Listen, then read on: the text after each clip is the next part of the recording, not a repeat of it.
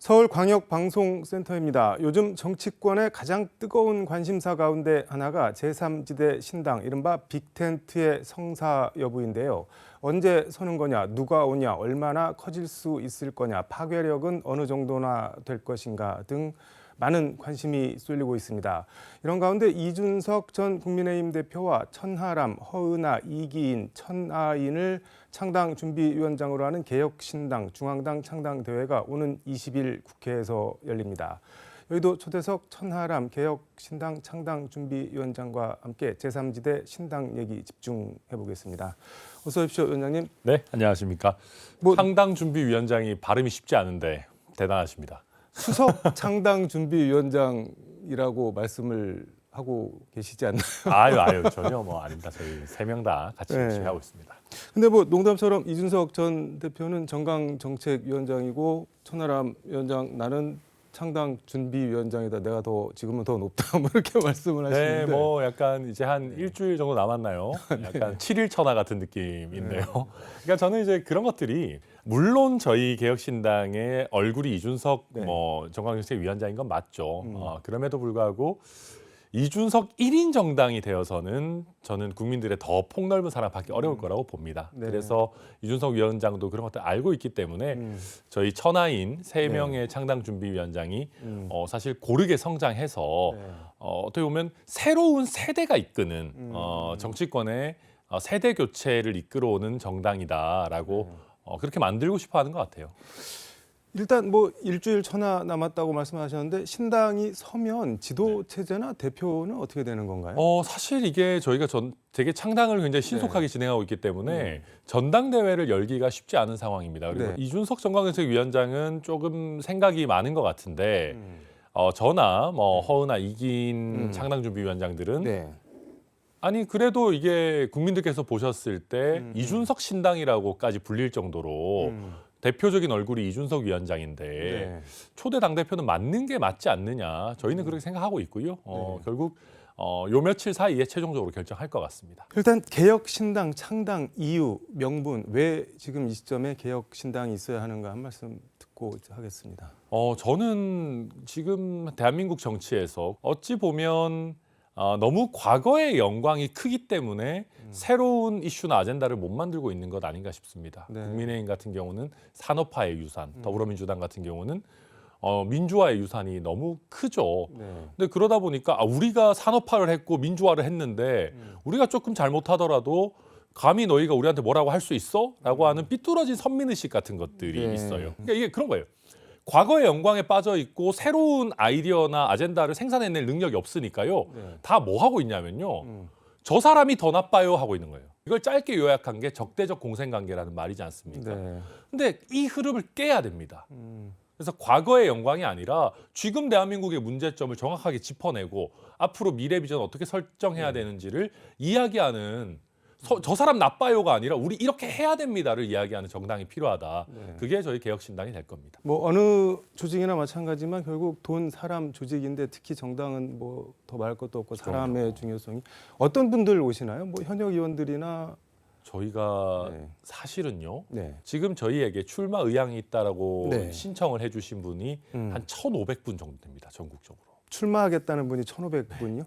근데 그 중에서 사실은 저희가 봤을 때 좀 장난 같으신 분들 이런 분들 좀 빼고 저희가 내일 당장 출마를 해도 괜찮겠다 싶은 분이 한 100분 정도 돼요. 그거는 무슨 기준으로 내일 당장 출마해도 괜찮겠다 싶은 건가요? 저희가 어떤 기본적인 어떤 갖고 계신 경력들 그리고 저희가 어떤 면담을 통해 가지고 진지함과 진정성이 있으신 분들을 좀 추렸습니다. 면담까지 다 하신 건가요? 네. 저희가 대면 면담을 혹시 멀어서 하기 어려운 분들은 전화 통화 이런 부분들 통해 가지고 많이 하고 있고 지금 당장 국민들께 선보여도 이상하지 않을 분들이 100분 정도 있습니다. 다만 현역 의원의 중요성을 무시할 수가 없어요. 그렇기 때문에 그런 부분들 열어두고 여러 정당에 계신 현역 의원들과도 적극적으로 소통하고 있습니다. 이게 지금 신당 창당이 기정사실화되면서 정치권 관심은 이른바 빅텐트인데 이게 이준석 신당, 이낙연 신당, 그다음에 원칙과 상식에서 나오신 분들 여기에 금태섭, 유호정, 양양자 의원 신당까지 이거 지금 다 하려고는 일단 뭐 시도나 얘기는 하고 있는 건가요? 어떤 상황인가요? 뭐 저희가 대화의 문은 다 열어놓고 네. 서로 소통하고 있습니다만은 저는 솔직히 빅텐트라는 말 싫어합니다. 그럼 뭐라고 쓰면 좋을까요? 어쨌든 텐트잖아요. 네. 그렇잖아요. 이거는 뭔가 일회용 행사를 위한 어떤 설치물 같은 느낌이 너무 강하지 않습니까? 네. 저희는요, 아까도 말씀드렸지만 산업화 민주화 이후에 네. 선진국화된 어떤 새로운 물결을 만들고 싶습니다. 그리고 저희가 주류가 되고 싶어요. 네. 저희가 그냥 거대 양당 사이에서 조금의 뭐 어떤 지분을 가져가지고 네. 캐스팅 보트 역할 하고 싶고 그러지 않습니다. 음, 저희는 지금 당장 어렵겠지만 네. 일당을 목표로 시작한 정당입니다. 근데 빅텐트라고 하는 것은 아무리 좋게 포장해도 음, 뭔가 한철 장사하려고 하는 것 같은 느낌을 줘요. 그러니까 저희가 지금 파크원이라고 하는 굉장히 잘 지어진 건물에 KBC 광역 방송센터에서 하고 있지 않습니까? 파크원 같은 건물을 짓겠다라고 시작해야 됩니다. 그래야 20층짜리 아파트라도 짓는 거예요. 저는 이런 어떤 창당의 어떤 기본적인 절차들을 도외시하면서 네. 아니 근데 우리는 지금 그냥 연대만을 말씀- 위해서 네. 하겠다. 이거는 말이 안 된다고 봅니다. 연대라는 게 네. 뭐 합당이라는 게 통합이라는 게 이게 상수인 건가요? 아니면 상수 자체가 아니고 뭐 봐서 안 할 수도 있다 뭐 이렇게 될 수도 있는 건가요? 저희는 원칙 없는 합당이나 연대를 할 생각은 없습니다. 거기서 그리고, 원칙은 어떤 거가 되는 건가요? 기본적으로 네. 어떤 가치 체계, 그러니까 국민들이 보셨을 때, 네. 이 정당에 미래가 있다. 여기가 미래 세력이라고 느껴지셔야 됩니다. 그리고 그런 어떤 큰 틀의 가치 연대가 가능하고 연대를 하는 과정에서도 각자가 네. 가진 어떤 세대적인 특성이나 이념적인 특성이 네. 시너지를 내는 형태로 가야 돼요. 뭔가 시너지가 있어야 됩니다. 각자 가진 것들에서 플러스가 되는 것이 돼야지 그런 것들이 아니라 원칙 없이 그냥 마구잡이로 모이고 서로의 경쟁력과 정체성을 깎아먹는 형태가 돼서는 곤란하다. 그렇게 생각하고 있습니다. 이게 이준석 전 대표가 뭐 라디오 방송에서 이렇게 얘기를 한 것 같은데 이기는 빅텐트는 누구랑 하느냐보다 어떻게 왜 합치냐가 중요하다. 서두른다고 될 일도 아니다. 그럼 같은 맥락인 거네요. 그럼요. 그러니까 저희가요. 네. 국민들이 제일 안 좋아하시는 것이 새로운 정치 세력을 만들겠다라고 하면서 굉장히 과거스러운 지분 싸움, 네. 더 구체적으로는 비례대표 뭐 순번 싸움 같은 거 하는 겁니다. 저희는 그런 식으로 간다면은 네. 지금 여론조사에서 저희 개혁신당이나 이낙연 전 대표 신당을 선택하고 계시는 국민들이 많은 부분 등을 돌리실 거라고 생각합니다. 네. 지지율 다 사라지는데 저희끼리 지분 싸움 하고 있으면 뭐 합니까? 오히려 그 통합이라는 것이 컨벤션 효과를 낼 수 있도록 해야 된다. 그러지 않는다면은 저는 오히려 국민들이나 제3의 정치 세력, 좀 참신한 정치 세력의 등장을 원하시는 분들께 죄를 짓는 거다. 그렇게 생각합니다. 이렇게 한번 여쭤볼게요. 가치, 원칙 뭐 이런 말씀을 해주셨는데 그러니까 이준석 전 대표나 이낙연 전 대표는 뭐 살아온 삶의 궤적도 너무 다르고 발 딛고 있던 곳도 다르고 가치를 뭐 이렇게 공유할 수 있는 게 뭐가 있을지라는 생각도 들고 또 뭐 가령 이준석, 류호정 뭐 페미니즘 논쟁하고 뭐 그러던 사이인데 어느 날 갑자기 연대합시다 하면은 그 뭐지 이런 생각이 들 수도 있을 것 같은데 그거는 그래서 저희는 가능하면 그런 토론의 과정들을 국민들께 좀 많이 공개했으면 좋겠다고 생각합니다. 개별 이슈에 대한 입장들은 좀 다를 수 있습니다. 서로 네. 대화의 문을 열고 토론하자. 네. 그래서 서로 이견이 있더라도 오히려 그런 부분들을 네. 노정하고 또 일부 서로 타협도 해나가면서 대화한다면 그것이 오히려 아름다운 어떤 연대 과정이 될 것이지 밀실에서 뭐 서로 그냥 주고받기식으로 진행한다면 국민들의 공감을 받기가 더 어려울 것이다. 저는 그렇게 봅니다. 뭐 밀실, 뭐 지분 싸움 이런 거는 안 하겠다고 말씀을 해주셨는데, 근데 현실적으로 봤을 때 그 이낙연 전 대표가 뭐 국회의원 한 번 더 하자고 정치를 하고 신당을 하는 거는 아니실 테고 어쨌든 다음 대권을 염두에 두고 하시는 걸 텐데 그러면은 만약에 신당을 해서 뭐 이렇게 합친다고 하면은 다음 그 합쳐지는 신당의 다음 대권은 뭐 당연히 이낙연 전 대표가 나가시는 거다 이런 정도의 암묵적 합의 같은 거는 있을까요? 뭐 절대 없을 겁니다. 저희는 절대 없다. 어느 정치 집단보다도 공정한 경쟁을 중시하는 네. 사람들입니다. 이낙연 전 대표, 저는 이낙연 전 대표께서요 대권 욕심을 내셨으면 좋겠습니다. 그래서 만약에 저희가 뭐 합치게 된다면 네. 저는 이준석 저희 정강정책위원장도 당연히 대선 주자라고 생각하고요. 네. 또 다른 대선 주자도 나타날 수 있습니다. 한 당에요 대선 주자는요 많으면 많을수록 좋습니다. 네. 경쟁하시면 됩니다. 누구라도 네. 가장 많이 국민과 당원의 지지를 받으시는 분이 저희 개혁신당의 대선 주자가 되면 됩니다. 공정하게 경쟁하자 말씀드리고 싶습니다. 그러니까 뭐 쉽게 말하면 내가 이낙연인데 뭐 총리까지 했는데 뭐까지 했는데 그런 거 다 내려놓으시고 들어와서 처음부터 1대1로 경쟁을 하실 생각이 있으면은 그렇게 하셔야 된다는 말씀인 거네요. 아니, 계급장 뗍시다 다 이런 얘기까지는 아닙니다. 근데 냉정하게 얘기하면은요. 네. 정치에서 대선 후보가 계급장 가지고 되는 게 아니잖아요. 만약에 계급장만 가지고 저희가 대선 후보가 됐다면은 대통령 권한대행까지 하셨던 황교안 대표가 대통령 하셨을 겁니다. 대통령 후보는 되셨겠죠. 근데 그런 게 아닌 거거든요. 그러니까 결국 본인이 쌓아온 궤적에 덧붙여서 각자가 가진 매력과 경쟁력으로 누가 국민들을 설득하느냐의 싸움이다. 그거는 누구에게나 열려 있다. 저는 그렇게 봅니다. 근데 뭐 말은 이렇게 좋은데 이낙연 대표가 막상 들어오시면은 똑같은 조건에서 경쟁하셔야 합니다 하면은 선뜻 받을 수가 있을까요? 저는 뭐 제가 저희 당의 구성원들 한 명 한 명이 물어본 건 아니지만 장담컨대 저희 개혁신당의 대다수의 구성원은 추대는 없다라고 생각할 겁니다. 국민의 선택을 받아야 되는 대선 후보를 정하는 문제에 있어서는 당연히 경쟁력을 최우선으로 할 수밖에 네. 없다. 그것을 용인하지 못하는 정치인은 저는 안 계실 거라고 믿습니다. 이낙연 전 대표 어제 라디오 인터뷰에서 가칭 새로운 미래 신당 본인이 추진하고 있는 신당이 뭐 많이 하면 할수록 좋겠지만 최소 50에서 60석은 할 거다라고 말씀을 하셨는데 지금 개혁신당 같은 경우는 뭐 목표로 하는 의석이나 그런 게 있을까요? 그리고 솔직히 뭐 네. 다다익석이죠. 많으면 많을수록 좋겠습니다만은 저희는 솔직하게 말씀드리면 국민들께서 많이 지지해 주신다면은 교섭단체 이상을 좀 저희는 목표로 일단은 설정하고 있습니다. 50에서 60석에 비하면 순박한 목표로 봐야 되나요? 어떻게 해야 되나요? 네, 저희는 뭐 20석 이상 정도 20석, 생각하고 예, 있는데 뭐 그럼에도 불구하고 뭐 50석 만들어 주시면 감사하죠. 네. 검찰이 법원에 낸 의견서에 김건희 여사 모녀가 도이치모터스 관련해서 23억 뭐 이익을 냈다. 이게 뭐 검찰이 낸 종합 의견서인데 이거에 대해서 한동훈 장관이 어제 이제 오찬 끝나고 기자들이 어떻게 생각하시냐 물었더니 그거 뭐 문재인 정부 검찰이 낸 의견서 아니냐 뭐 이렇게 그냥 일축을 해버리던데 어떻게 봐야 될까요 이건?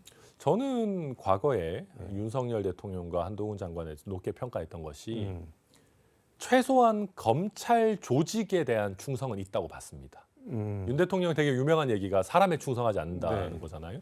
바꿔 얘기하면은 어쨌든 본인은 검찰 조직에는 충성하고 검사 본연의 임무는 좌우 뭐 여야를 가리지 않고 한다. 사실 그 이미지로 유명해지시고 인기가 많았던 거 아니겠습니까?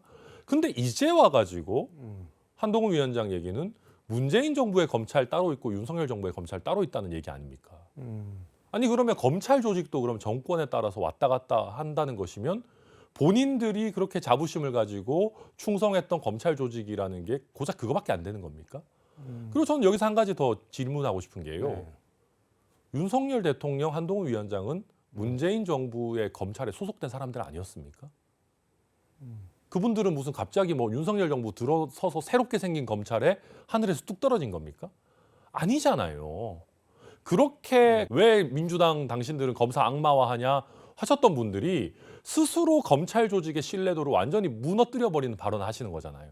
한동훈 장관 굉장히 온당하지 않다고 생각합니다. 한동훈 장관 발언 취지는 그런 것 같은데, 그러니까 문재인 정부 검찰이라는 표현에는 본인과 윤석열 당시 총장을 뭐 몰아내려 제외한 뭐 그런 정권 쪽에 붙었던 검찰 뭐 이런 표현 아닐까요? 근데 저는 그게 좀 모순되는 얘기라고 보는 게요.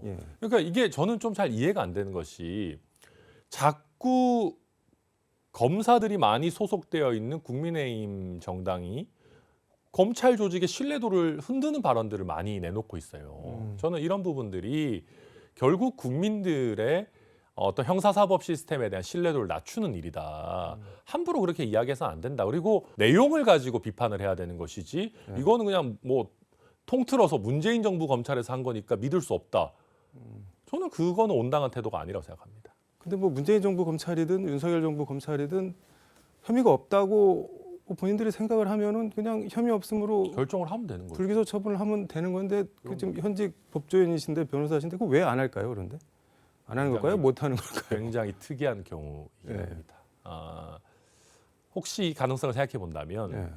검찰에서 최종 처분이 나오게 되면은 거기에 대해서 법원에 이의 신청을 하는 제도가 있습니다. 네. 재정 신청이라고 네. 하는 제도인데 거기서 법원에서 이거는 다시 기소해야 된다라는 결정이 나오면 되돌리기가 굉장히 어렵거든요. 네. 혹시 그런 위험성을 고려하는 건가라는 생각이 들 정도로 공범들에 대한 재판은 이 정도로 진행이 됐는데 김건희 여사에 대해서만 최종적인 처분이 안 나오고 있다. 네. 제가 봤을 때도 굉장히 이례적인 상황입니다. 요 말씀을 조금 더 해보고 싶은데 시간이 다 돼서 요거 하나만 더 네. 여쭤보겠습니다. 이재명 민주당 대표는 인천 계양을 출마로 뭐 굳힌 것 같은데 사무실 확대 이전 뭐 계약을 했다 뭐 그런 보도들이 나오고 있는데 이재명 대표 인천 계양을 재출마 어떻게 보시는지 궁금하네요. 뭐 사실 별로 명분은 없죠. 지금 민주당 입장에서는 예. 이번 선거 판세가 그다지 나쁘지 않습니다. 그러면 이런 좋은 분위기에 있을 때 네. 지역적인 확장 같은 거 시도해도 됩니다. 음. 뭐 강남이라든지 영남이라든지 민주당이 전통적으로 약세 지역이라고 여겨지는 지역들 당대표가 먼저 뛰어들어도 돼요. 과반 의석을 어느 정도 확보할 걸로 예상이 된다면 네. 당대표가 원외에 있어도 사실 그렇게 큰 문제는 없습니다. 그럼에도 불구하고 사실은 갑자기 의원이 되기 위해 선택했던 계양에 다시 한번 또 출마한다. 민주당의 아주 강세 지역인데 이거에 대한 명분을 찾기는 되게 어렵고 지휘자가요. 어떤 지도자가 안전한 곳에 있으려고 하고 후방으로 가려고 하고 이렇게 하다 보면 그 조직은 굉장히 망가집니다. 그래서 지금 윤석열 대통령에 대한 지지가 높지 않음에도 불구하고 네. 민주당에 대한 지지, 나아가선 이재명 대표에 대한 지지가 왜 안 높아지고 있는 건지 전 이재명 대표도 한번 성찰할 필요가 있다. 그렇게 봅니다. 왜 안 높아지고 정체라고 보시나요, 그러면? 기억나는 일이 없어요. 네? 그러니까 기억에 남는 정치적인 메시지가 없습니다. 전 이재명 대표께서 당대표가 되시고 나서 네. 긍정적인 정치적 아젠다를 뭘 내놓으셨는지 솔직히 잘 모르겠습니다. 그러니까 뭐 어떤 체포동의안이나 네. 뭐 최근에 피습 같은 어떤 이런 일 때문에 주목을 받으신 적이 있었는데 과연 이재명 대표가 내놓으신 정치적인 주장, 네. 아젠다, 이슈가 기억나는 거 있으세요? 어떻게 보면 네. 이재명 대표 개인이 아니라 야당 또는 야당 대표 아니면 정권이 갖는 성격 그런 거에서 오는 한계로 볼 수도 있지 않을까요? 제 기억에는요. 네. 국민의힘이 야당일 때요. 황교안 대표 체제는 잘 모르겠습니다만은 김종인 체제, 이준석 체제에서는 아젠다들 많이 나왔습니다. 기억에 남는 장면들도 많았고요. 근데 그것과 이재명 대표의 야당 리더십을 한번 비교해 보십시오. 과연 야당의 존재감을 보여주고 있나 아니면 지역적으로나 세대적으로나 이념적으로나 확장하고 있나 그냥 민주당 그 윤석열 대통령 감나무 밑에서 그냥 입 벌리고 감 떨어지기만을 기다리고 있지 않는가 저는 뭐 그렇게 생각합니다. 그 말씀은 김종인, 이준석 야당 대표 시절보다 지금 이재명 대표가 뭐 하는 게 잘 안 보인다 뭐 그런. 네, 저는 비교하기 어려울 정도로 아웃풋이 부족하다. 그 정도로 없다고 생각을 하시는 네, 거예요? 뭐 거의 저는 지금 민주당이 가지는 당세나 이재명 대표가 버티고 있는 거는 거의 전적으로 윤석열 대통령 덕분 아닌가 그렇게 평가합니다. 위원장님은 총선 출마 어디서 하시나요 이번엔? 저는 그 순천 최우선적으로 고려하고 있고요. 다만 이제 저희 창준 위원장들을 포함해서 당 구성원들이 최소한의 전략적인 유연성을 좀 가져달라고 네. 부탁해서 저는 계속 요새는 빨리 제가 신당의 호남 지지율을 좀 끌어올려가지고 네. 제가 순천 가서 자신 있게 당선돼서 오겠다라고 얘기할 수 있는 분위기를 만들어야겠다 생각하고 있습니다. 알겠습니다. 오늘 말씀은 여기까지 듣도록 하고 제3지대 신당 합당 쌀이 좀 익어갈 무렵에 한번 좀 다시 또 불러서 말씀 들어보도록 하겠습니다. 너무 감사합니다. 고맙습니다. 네. 지금까지 서울광역방송센터에서 천하람 개혁신당 창당준비위원장과 함께 전해드렸습니다.